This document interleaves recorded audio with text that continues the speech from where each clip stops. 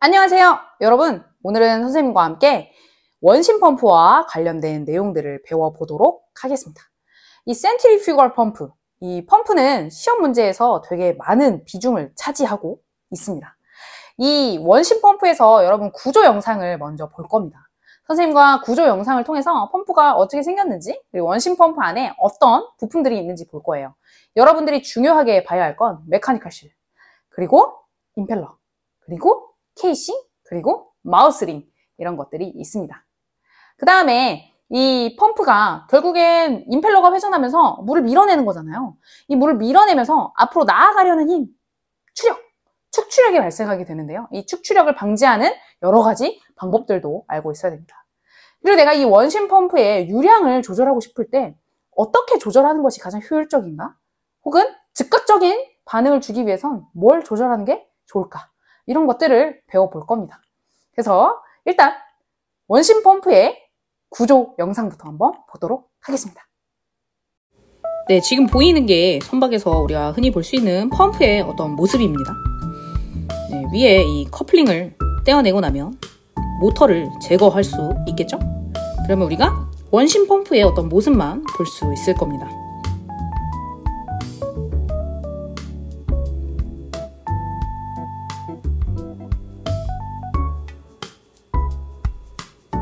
자, 이제 떼어내고 나니 케이싱, 달팽이관처럼 생긴 게 이게 바로 케이싱입니다. 그리고 그 안에 들어가 있는 회전차, 회전을 하면서 물을 이제 송출해주는 임펠러가 나오게 되죠.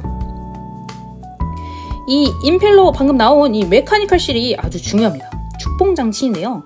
물이 새면 안 되잖아요. 이 물이 새는 것을 방지해주는 것이 바로 메카니컬 실입니다.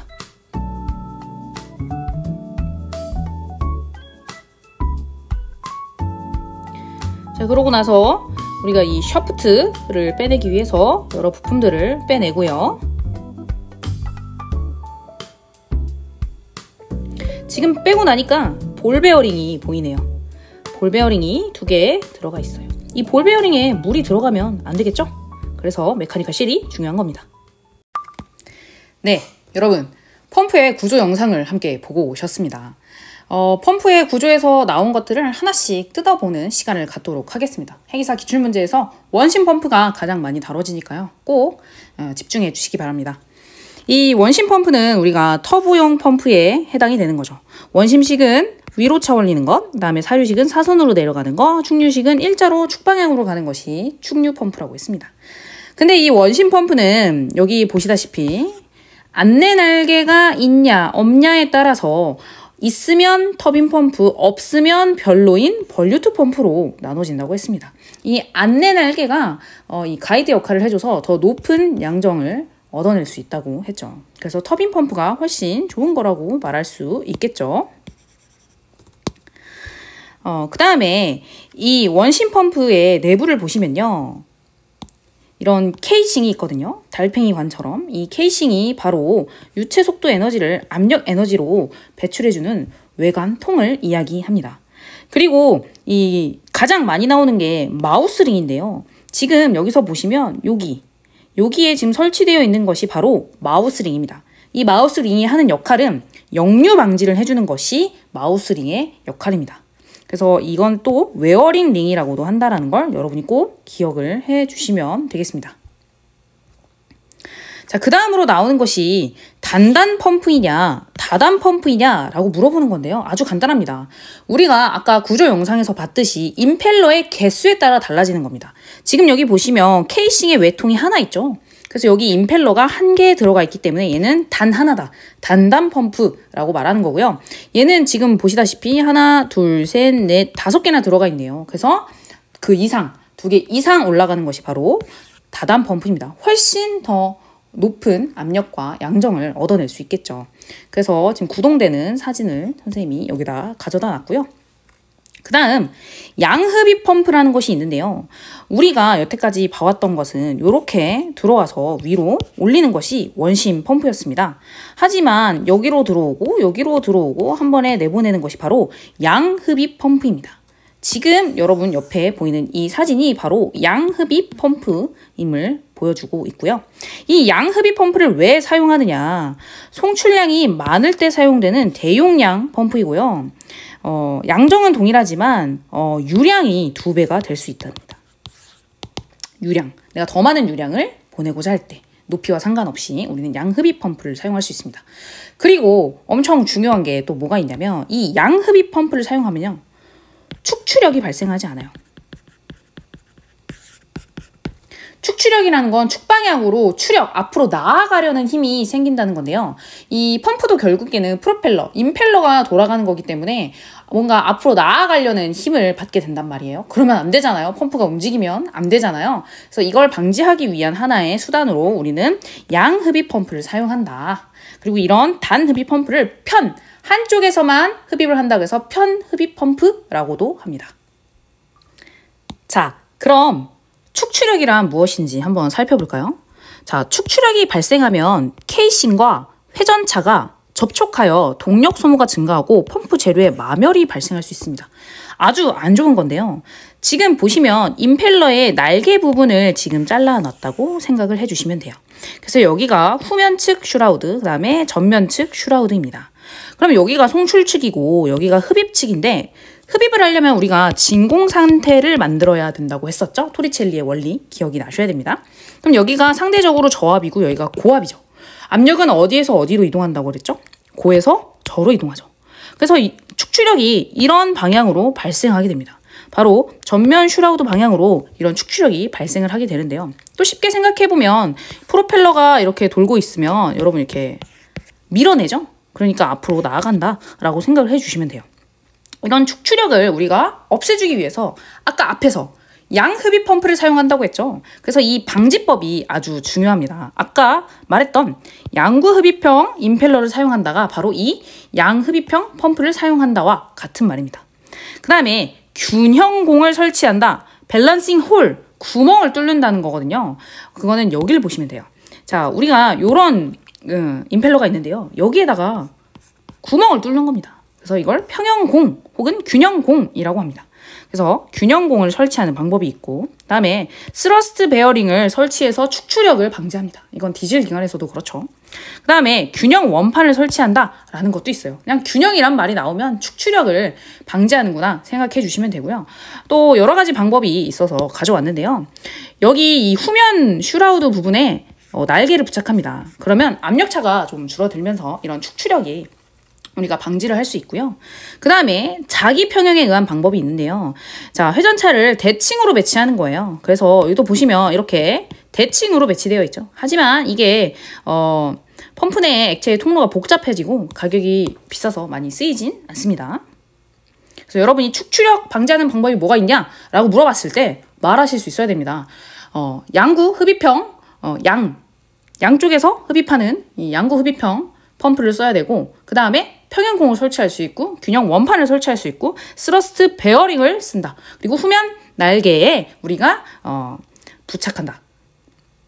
그리고 대칭을 이용해서 자기 평형을 만들 수 있다. 이렇게 기억을 해 주시면 됩니다. 네, 그 다음 엄청 중요하게 나오는 게 바로 축봉장치입니다. 축을 밀봉하는 장치.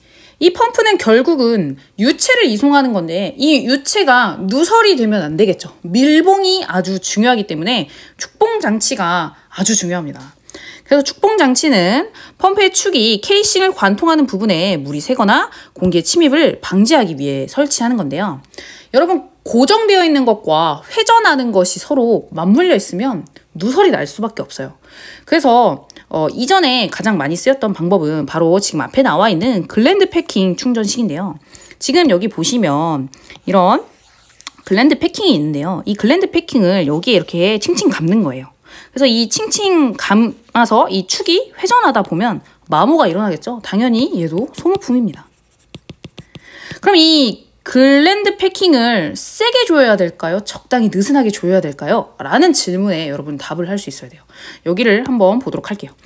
글랜드를 너무 세게 죄면 누설은 감소하지만 축과 마찰이 커져 마멸이 빨라집니다. 효율도 떨어지겠죠? 따라서 패킹의 과열을 방지하기 위해 약간의 누설을 허용하면서 사용해야 한다가 아주 키포인트예요. 패킹의 과열을 방지하기 위해 약간의 누설을 허용하면서 사용해야 하는 것이 바로 글랜드 패킹 충전식입니다. 그래서 완전한 기밀이 어려워요. 물이 셀 수밖에 없습니다. 그래서 지금 우리가 가장 많이 쓰는 것이 무엇이냐? 바로 메카니컬 실이라는 이 기계식 실입니다. 기계식 밀봉 장치인데요. 생긴 거는 이렇게 생겼어요. 근데 여기서 중요한 부분은 어떻게 볼까요? 이 바로 스프링입니다. 스프링. 이 스프링에 의해서 이 기계식 실이 움직인다고 생각하시면 돼요. 지금 보시면 여기가 축이죠? 네, 펌프의 샤프트가 회전할 겁니다. 그러면 여기에 피동링 보이시죠? 이 피동링은 회전하는 거예요. 함께. 이 축과 함께 맞물려서 회전하는 친구가 피동링입니다. 그리고 이 시트링은 얘와 맞물려 있는 고정되어 있는 친구고요. 그럼 이 친구와 이 친구는 마멸이 될 수밖에 없겠죠. 마모가 돼요. 결국 여기서 이 피동링과 시트링도 소모품입니다. 근데 이 접촉면이 마멸이 되다 보면 여기가 간극이 벌어질 거 아니에요? 그럼 물이 새겠죠? 그래서 일정한 압력을 계속해서 얘네들 사이에 텐션을 주는 이 스프링을 설치한 겁니다. 이 스프링이 느슨해지면 적절한 압력을 주지 못하면 간극이 생기면서 물이 셀 수 있겠죠. 그래서 우리가 펌프를 어떤 정비할 때 메카니컬 실이 가장 중요한데요. 물이 샌다고 했을 때 얘네가 마모가 되진 않았는지, 스프링의 압력이, 텐션이 멀쩡한지, 그 다음에 이 오링들, 이 패킹들이 이렇게 좀 느슨해지진 않았는지 이런 것들을 확인해 주시면 됩니다. 네, 원심 펌프의 운전과 취급 방법에 대해서 한번 살펴보도록 하겠습니다. 자, 원심 펌프를 운전하기 위해서는 케이싱 내부에 유체가 가득 채워져 있어야 한다. 이게 아주 중요한데요. 왜냐면 원심 펌프는 자흡 성능이 없기 때문이에요. 스스로 흡입하는 능력이 없어요. 그래서 이 원심 펌프는 호수 장치가 필요합니다. 내가 물을 채워줘야 합니다. 그리고 운전 전에 꼭 프라이밍이라는 걸 해야 돼요. 운전 전에 이 안에 어떤 공기가 차 있으면 이 공기를 빼줘야 됩니다. 진공 상태를 만들어줘야 되고, 프라이밍이라는 건 진공 상태를 만들어주는 거고, 그 다음에 액체를 채워주는 겁니다. 이런 진공 상태를 만들지 않고 액체를 채워주지 않으면 뭐 캐비테이션과 같은 이상 현상이 일어날 수 있습니다. 그래서 여기 보시면 이 호수 장치는 펌프 내에 물을 채우는 장치를 말하는 거고요. 물을 채우는 방법은 회전차를 항상 흡입 수면보다 낮게 두면 물이 차 있겠죠. 그리고 풋밸브와 호수콕을 이용하는 방법이 있고, 펌프 케이싱을 진공으로 만드는 방법, 이런 방법들이 있다. 자, 원심 펌프의 운전을 또 보겠습니다. 자, 소형 펌프를 시동할 때는 유체가 케이싱 내에 있는지 확인해야 되죠. 안 그러면 이상현상이 일어날 수 있기 때문에. 그래서 호수 장치를 통해 물을 채우고요. 그 다음에 혹은 대형 펌프는 진공 펌프를 가지고 물을 채우기도 합니다. 여기서 진공을 만드는 방법도 있다고 했죠. 그리고 여기서 말하는 이 풋밸브가 나름 중요한데요. 왜냐면 원심 펌프는 자흡 성능이 없다고 했잖아요. 내가 얘를 기동하다가 껐어요. 그러면 채워져 있던 물이 쭉 빠져나가면 다음에 기동할 때 또 힘들겠죠. 하지만 이 풋밸브를 놓으면 그 물이 빠져나가지 않아요. 그래서 이제 다시 그대로 시동할 수 있는 장점이 있습니다. 뭐 이물질을 걸러주기도 하고요. 풋밸브의 역할. 그다음에 송출 유량을 조절하는 방법에 대해서 기출문제에서 많이 물어봅니다. 근데 이제 배에서 가장 많이 쓰는 방법은 송출 밸브를 궤도 얼마나 열 것이냐, 80% 열 거냐, 50% 열 거냐, 100% 열 거냐, 이런 걸로 조절을 가장 많이 하고요. 근데 여기서 다른 방법에 비해 효율이 좋고 동력 소비를 줄일 수 있는 방법은 무엇이냐라고 물어보면 RPM, 회전 속도를 조절하는 게 이 방법이 되겠습니다. 하지만 배에서 제일 많이 쓰이는 것은 송출 궤도를 조절한다라는 거. 왜냐면 즉각적인 처리가 되지 않잖아요. 회전 속도를 조절하는 거는. 내가 즉각적으로 어떤 유량의 변화를 주고 싶어요. 여기다 적어야겠다요. 그죠? 즉각적인 반응. 즉각적인 반응을 내가 주고 싶을 때는 밸브의 궤도를 조절하는 것이 중요하다. 흡입은 안 되겠죠. 네. 흡입 밸브의 어떤 궤도를 조절하게 되면 압력 저하가 너무 심해져서 캐비테이션과 같은 현상이 발생할 수 있습니다. 네, 그래서 원심 펌프의 취급 방법은, 자, 운전 전에 베어링의 주유 상태를 확인해야겠죠? 마모가 일어나지 않으려면. 그 다음에 공기 빼기와 프라이밍을 실시를 해야겠죠. 왜냐면 자흡 성능이 없기 때문에. 뭐가? 원심 펌프가. 그래서 우리는 호수 장치를 설치하거나 프라이밍을 꼭 실시해줘야 된다. 그 다음에 펌프를 수동으로 터닝하여 이상 유무를 점검하고 일직선에 있는지 확인해야겠죠? 축이 일직선으로 맞지 않으면 뭔가 큰일이 나겠죠? 그 다음에 운전 중에 점검사항은 그냥 한번 읽어보시면 되는 사항들이고요. 정지를 할 때는 송출 밸브를 서서히 닫는다. 원동기를 정지시킨다. 장기간 정지할 경우는 이제 물을 완전히 빼놓는다. 이런 게 중요하겠고요. 그 다음에 옆에 볼게요. 원심 펌프는 송출 밸브의 궤도를 조절하여 송출량을 많이 조절한다고 했죠? 즉각적인 처리를 위해서. 그 다음에 원심 펌프가 지속적으로 흡입 송출하기 위해서는 흡입측이 진공에 가깝거나 액체가 가득 채워져 있어야 된다. 이게 바로 프라이밍 해주는 거죠. 이게 되지 않으면 펌프에 이상이 일어날 수 있다. 다음 펌프의 규정 용량과 양정이 얻어지지 않아요.